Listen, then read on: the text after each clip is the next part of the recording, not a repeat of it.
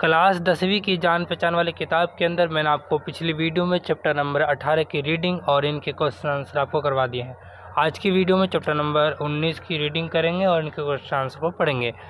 تو چلیے ویڈیو کو شروع کرتے ہیں، اور ویڈیو کو شروع کرنے سے پہلے اگر آپ ہمارے اس چینل پر نئے ہیں تو اس چینل کو ضرور سبسکرائب کر لیں، شیئر کر دیں، لائک ضرور کریں۔ تو چلیے شروع کرتے ہیں۔ اس نظم سے پہلے ان کے رائٹر کو یعنی کہ ان کے لیکھک کو پڑھ لیتے ہیں۔ بسم اللہ الرحمن الرحیم۔ ساحر لدھیانوی۔ ساحر کا اصلی نام عبدالحی تھا۔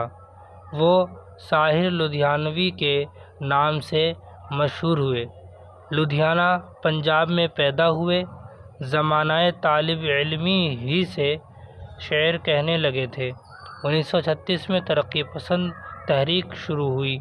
اس تحریک سے وابستہ ہونے والوں میں ساحر بھی شامل تھے۔ 1947 عیسوی میں تقسیم ملک کے بعد دہلی چلے آئے، پھر تلاش معاش میں ممبئی پہنچے، جہاں انہوں نے فلموں کے لیے گیت لکھے۔ ساحر نے اپنی شاعری سے ہندوستانی فلموں میں گانوں کے معیار کو بہت بلند کیا۔ اپنے زمانے کے وہ سب سے مشہور گیتکار تھے۔ ان کے فلمی گیتوں میں بھی ان کی شاعری کی تمام خوبیاں موجود ہیں۔ عوام کے دکھ درد کا احساس اور ماحول کی کشمکش کا اثر ان گیتوں میں نمایاں ہے۔ تلخیاں ان کی شاعری کا پہلا مجموعہ ہے۔ اس کے بہت سے ایڈیشن شائع ہوئے۔ آؤ کہ کوئی خوب بنے بھی ان کی شاعری کا معروف مجموعہ ہے۔ گاتا جائے بنجارا میں ساحر کے فلمی گیت یکجا کر دیے گئے ہیں۔ ساحر کی پرچھائیاں اردو کی طویل نظموں میں ایک خاص حیثیت رکھتی ہے۔ چلیے اب ان کے پویم کو پڑھ لیتے ہیں، ان کی لکھی ہوئی پویم کو۔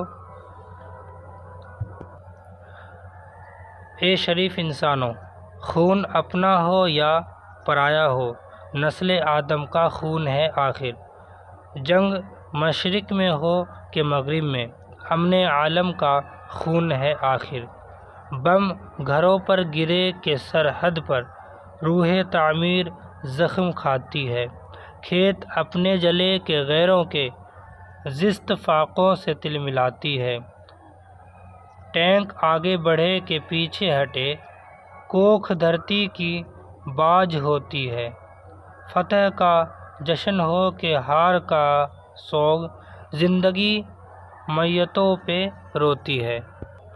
آئیے یہ 3 بند کی تشریح کر لیتے ہیں، ٹھیک ہے۔ تشریح: ان اشعار میں شاعر کہتا ہے کہ خون اپنا ہو یا پرایا، بہرحال انسان کا خون ہے، اپنے فوجی مرے یا دشمن کے، خون تو انسان ہی کا بہتا ہے۔ جنگ مشرق میں لڑی جائے یا مغرب میں، اس سے امن عالم تباہ ہوتا ہے۔ بم گھروں پر گرائے جائے یا سرحد کے کھیتوں پر، اس سے تعمیر کی روح زخمی ہوتی ہے۔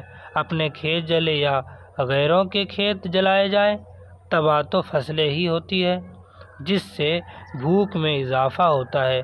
ٹینک آگے بڑھے یا پیچھے ہٹے، ان کے چلنے سے زمین ہی تو روندی جاتی ہے۔ زرخیز ٹینکوں، یہ آگے پڑھتے ہیں۔ جنگ تو خود ہی ایک مسئلہ ہے، جنگ کیا مسئلوں کا حل دے گی؟ آگ اور خون آج بخشے گی، بھوک اور احتیاج کل دے گی۔ اس لیے اے شریف انسانوں، جنگ ٹلتی رہے تو بہتر ہے، آپ اور ہم بھی کہ آنگن میں شمع جلتی رہے تو بہتر ہے۔ آئیے اب تشریح کر لیتے ہیں۔ ان اشعار میں شاعر کہتا ہے کہ جنگ کسی مسئلہ کا حل نہیں ہوتی، بلکہ یہ تو خود ایک سب سے بڑا مسئلہ ہوتی ہے۔ جنگ سے مسائل ختم نہیں ہوتے، بلکہ دوسرے سینکڑوں مسئلے پیدا ہو جاتے ہیں۔ جنگ سے ہماری ضروریات میں اضافہ ہوتا ہے، بھوک میں اضافہ ہوتا ہے، اس لیے اے شریف انسانوں، میں تمہیں مشورہ دیتا ہوں کہ جہاں تک ممکن ہو جنگ سے بچتے ہی رہو تو بہتر ہے۔ اچھا تو یہی ہے کہ ہمارے گھروں میں امن کی شمع جگمگاتی رہے، ہمارے آنگن میں محبت کے پھول کھلتے رہیں۔ میں نے ان کی تشریح بھی کرا دی، ٹھیک ہے۔ چلیے اب ان کے معنی پڑھ لیتے ہیں۔ نسل آدم، نسل آدم کا مطلب ہے آدم کی نسل، تمام انسان۔ مشرق مطلب پورب، مغرب مطلب پچھم، فتح مطلب جیت، احتیاج کا مطلب ہے ضرورت، عالم کا مطلب ہے دنیا، روح تعمیر، تعمیر کا جذبہ، زندگی کو بنانے سنوارنے کی خواہش، زیست مطلب زندگی، جشن، جشن کا مطلب ہے خوشی کی تقریب، چہل پہل۔ آئیے اب ان کے سوال جواب پڑھ لیتے ہیں۔ سوال نمبر 1 ہے، روح تعمیر کے زخم کھانے سے شاعر کی کیا مراد ہے؟ جواب ہے، جنگ سے تخریب ہوتی ہے، تخریب جو تعمیر کی ضد ہے، یعنی جنگ کی روح کو زخمی کر دیتی ہے۔ سینکڑوں تعمیرات جنگ کی تخریب کاری کی نظر ہو جاتی ہے، اسی لیے شاعر نے روح تعمیر کے زخم کھانے کی بات کہی ہے۔ سوال نمبر 2 ہے، دھرتی کی کوکھ باج ہونے سے کیا مطلب ہے؟ جواب ہے، جنگ کی تباہ کاریوں سے، ٹینکوں کے روندنے سے، گولہ بارود سے زرخیز زمین بنجر ہو جاتی ہے، اسی کو شاعر نے دھرتی کی کوکھ کو باج ہونا کہا ہے۔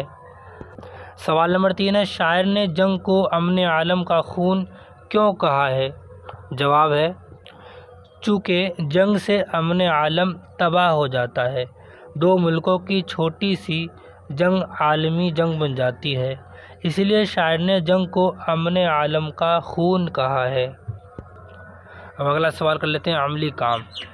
اس نظم میں اپنا، پرایا، مشرق، مغرب وغیرہ متضاد الفاظ استعمال ہوئے ہیں، ایسے ہی کچھ لفظوں کی فہرست بنائیے۔ چلیے جواب پڑھ لیتے ہیں۔ جنت، جہنم، خوشبو، بدبو، صبح، شام، نیک، بد، رحمان، شیطان۔ یہ میں نے چیپٹر نمبر 19 کی ریڈنگ اور ان کے کوشچن آنسر کو کروا دیے ہیں، تو اگلی ویڈیو میں چیپٹر نمبر 20 کی ریڈنگ کریں گے، اونتی، ٹھیک ہے نا، اور ان کے کوشچن آنسر کو پڑھیں گے، ٹھیک ہے۔ ملتے ہیں اگلی ویڈیو میں، تب تک کے لیے السلام علیکم ورحمۃ اللہ۔